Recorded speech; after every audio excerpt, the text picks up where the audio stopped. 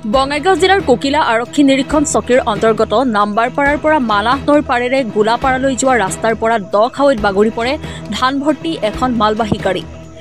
AS15AC 7532 নাম্বাৰৰ মালবাহী গাড়ীখনে ধান ভৰ্তি কৰি গোলাপাৰাৰ ফালে গৈ থকাৰ সময়তে দ খাৱৈত বাগৰি পৰে। দীৰ্ঘদিন ধৰি ৰাস্তাটো যাতায়াতৰ ক্ষেত্ৰত অনুপযোগী হোৱাৰ বাবে এই দুৰ্ঘটনা সংঘটিত হয়। দুৰ্ঘটনাৰ ফলত চালকসহ এজন কিছু পৰিমাণে আঘাতপ্ৰাপ্ত হয়।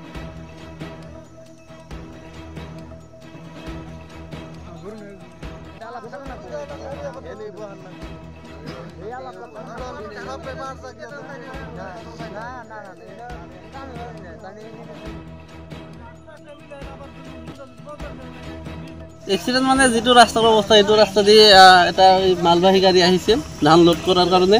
এই সাজতালি গড়ৰ পৰা ধানখিনি ওলাই আহি একদম মাথাউৰিত ভাঙি মাথাউৰিটো ভাঙি গাড়ীটো নদীত পৰি গৈছে, পকাৰত পৰি গৈছে। এইটো কোনটো ৰাস্তা হয়? এইটো গোলাপাৰাটো নাম্বাৰপাৰা ৰোড।